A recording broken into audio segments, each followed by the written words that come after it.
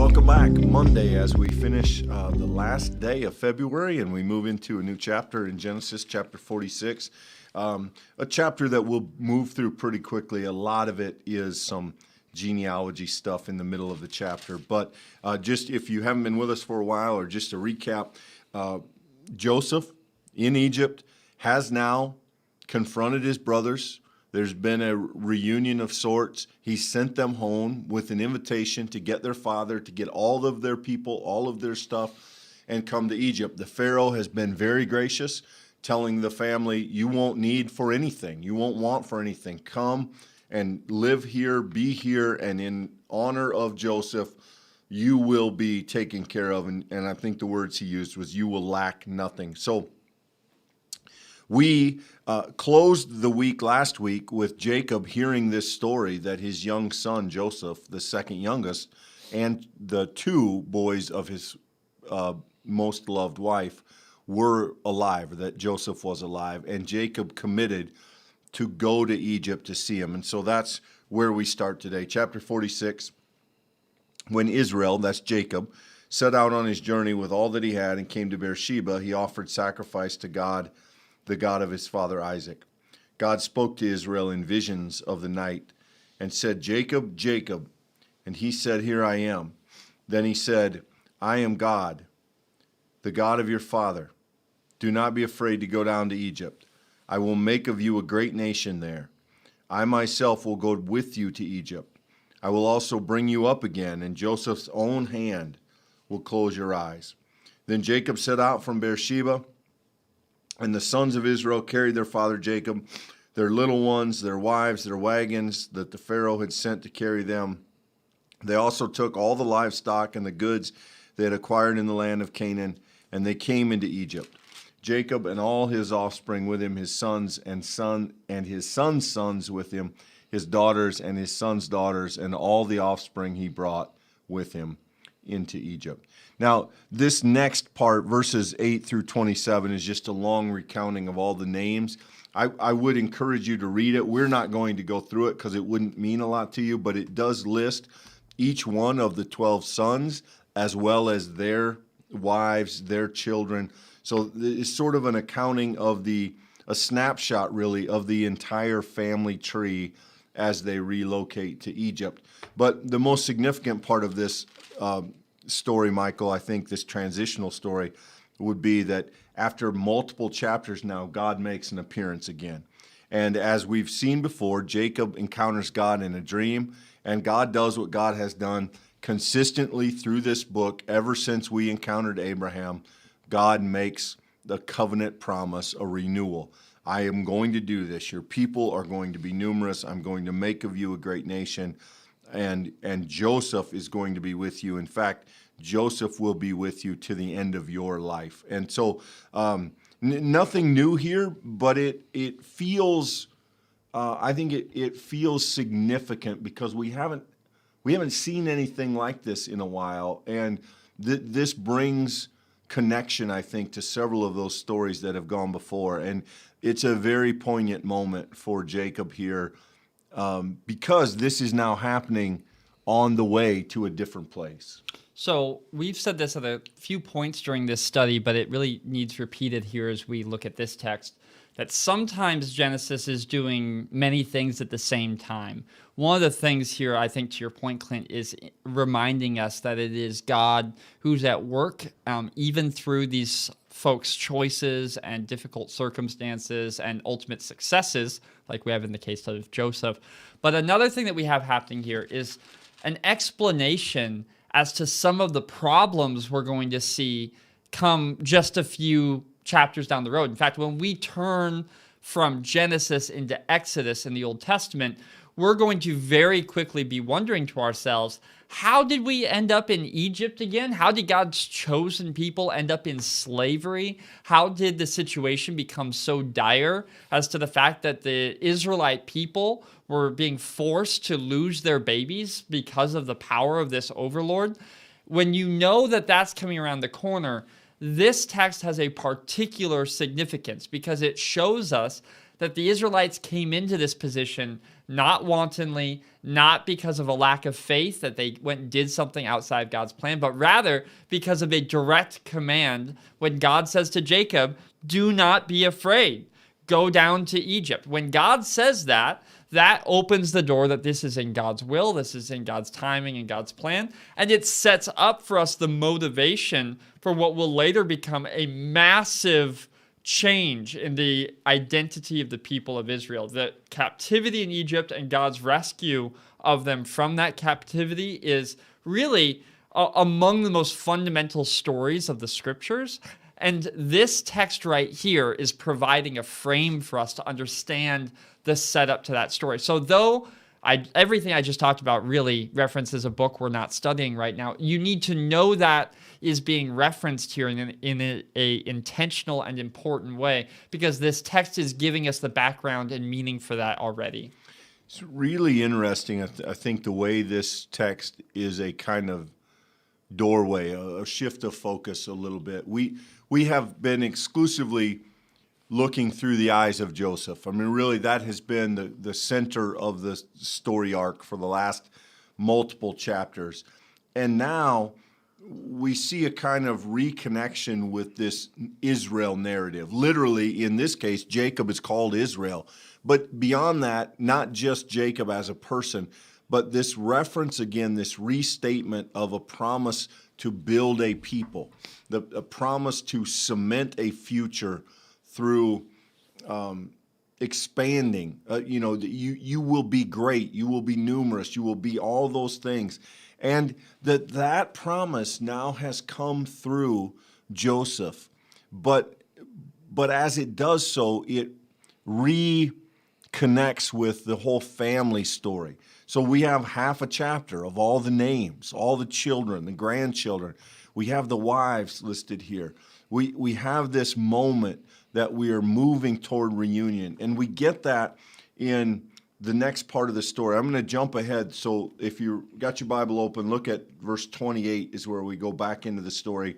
Israel, that's Jacob, sent Judah ahead to Joseph to lead the way before him into Goshen. When they came to the land of Goshen, Joseph made ready his chariot, and he went up to meet his father Israel in Goshen. He presented himself to him. He fell on his neck. He wept on his neck a good while. Israel said to Joseph, I can die now, having seen for myself that you are alive.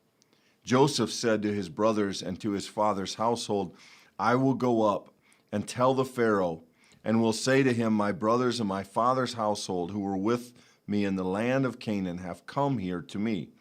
The men are shepherds, for they have been keepers of livestock, and they've brought flocks and herds and all they have. When Pharaoh calls you and says, what is your occupation? You shall say to him, your servants have been keepers of livestock from youth, even until now, both we and our ancestors, in order that you may settle in the land of Goshen, because all shepherds are abhorrent to the Egyptians. So again, a kind of a large swath there. We get to an interesting place. But we start at a really beautiful moment in the story where for the first time in multiple years, we have Joseph and Jacob in the same place. And the text, the Bible's really not prone to deep emotional outbursts, but he wept on him for a good while, for a long time. In other words, they're both overcome. This reunion, keep in mind that, remember that Jacob, until very recently in the story, believed that Joseph was dead, and he now sees him. He knows that he's okay. He sees that he's made something. And yes, I'm sure he cares about moving to Egypt. I'm sure he cares about resources. But all of that doesn't matter in that moment. In that moment, all he cares about is that he has his hands around his son. The one that he thought was lost is now with him. And it's a really, it's not told emotionally, so you can read past it. But if you really stop and picture this scene, I think it makes quite an impact. Yeah, it is a moving turn in the story, which has been filled with a lot of really difficult moments, as well as some substantial deception, which has at points been, I think, very disturbing as we read the text together. But now we come to this moment of reconciliation where things have turned out far better than anyone could have anticipated along the way. And so certainly there's a note here of gratitude, of fulfillment. When Jacob says, now I can die, now I can let my life go. You referenced, I believe it was in our last time together, Clint, that we often will know of someone in our life who holds out for that last thing, for that last wedding or graduation. And they say, I'm going to make it through whatever health challenges I might have or whatever life circumstances. I will make it to that thing. And here he has now, learning that his son was alive, made this journey, and he has seen his son. And that for him is the fulfillment of what could have not even been a dream. He believed that this son was dead. Now he has been found alive. And that is unto itself the greatest gift. I mean, he's received a son that he thought was gone. On the other hand, as we've said numerous times, the reception that Joseph gives him in Egypt is not just one of families reuniting. It is in many ways the next chapter of the nation Israel's history, because it is in Goshen, is in this place where they will thrive. And a family of 12 will continue to bear out the promise that God made, and they will continue to be fruitful and multiply. And so, as we said, Joseph's story, which has been so detailed and so long, it provides us a window in which we see one person's encounter with the living God, though it's not until recently that we've seen God's comments throughout it. But it's also the story of how God's been working on behalf of that promise that we know he made to Abram so many chapters ago. That's what makes Genesis and this part of Genesis so powerful. The Joseph story is filled with character, it's filled with meaning, it's filled with connection points to these folks. We can make an empathetic connection with them. At the same time, their story is telling a much larger story. And that's exactly how we're intended to read. That's what Genesis is trying to tell us. God uses individual people. God works through families, even and especially messy ones. And yet we find that God is able to bring moments like this, Clint, moments of reconciliation and great blessing along the way. Yeah, and it's very tempting to read this story as sort of finished now, but it isn't. And the Bible gives us a subtle way of knowing that. Joseph gives the brothers very specific instructions, because while they are family of a favored person, they're Joseph's family, and Pharaoh favors Joseph. Pharaoh is also frightening. Pharaoh is also the power of the world. And so Joseph gives his brothers very specific instructions. When he says this to you, say this, repeat this, because they are aliens. And it says here that shepherds are abhorrent to the Egyptians. They are outsiders. Now, they're going to be secure in their place. They're going to be given a future. But this is not without risk. It's not without some uncertainty. It's not without some danger. We're not done with those themes. In the next chapter, we're going to see a restatement of the famine narrative. At the end of this book, we have a restatement of the tension between Jacob and his brothers. The Bible in this story is not quite finished with those possibilities, and those ends are not tied up completely yet. And so I think we see that here in this transition. Tomorrow we'll look specifically at how the Pharaoh receives the family, what happens, and where they go from there. But this is a pretty good moment, all things considered. This really is a powerful place, I think, that the text takes us. The only other comment I would make here, Clint, is, and I think it's subtle, and I don't want to stress it or push it too far, but there is a sense, and my commentary points out here, that there may be a little deception in mind here, that Joseph may be pointing his brothers to. Pharaoh doesn't really like people in the livestock profession. He doesn't really care for shepherds. That has a stigma here. So he says, maybe you should sort of keep that on the low. Let's maybe not emphasize that. And that, if that is in fact deception, I think it's another theme that is coming back up and circling around, this idea that this family is doing what needs done to make things happen. Now, in this case, it's not going to shape the story, but it is a detail that gets picked up again tomorrow, so remember it.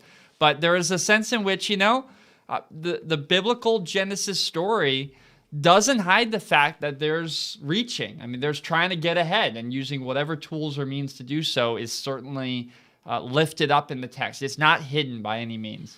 Yeah, and I don't know what we would make of that, but it's interesting. I think particularly those of us who grew up in Iowa or the Midwest in a rural situation, Egypt is very cosmopolitan. They're meeting with the Pharaoh, and these are people who have, they've pulled lambs and they've shoveled stuff, and they've done very menial work. And if you've ever been in a situation, I can remember meeting people who grew up in the city and were successful, and it's very different to say, yeah, every town and every road in my town was a gravel road, and we shoveled stables and we threw hay, and it's just, it is a difference, and there's a certain distance between their life experiences, and some of that matters in the text, and we've seen a little bit of that before. But to this point in the story, all of Abraham's people, they're outdoor people.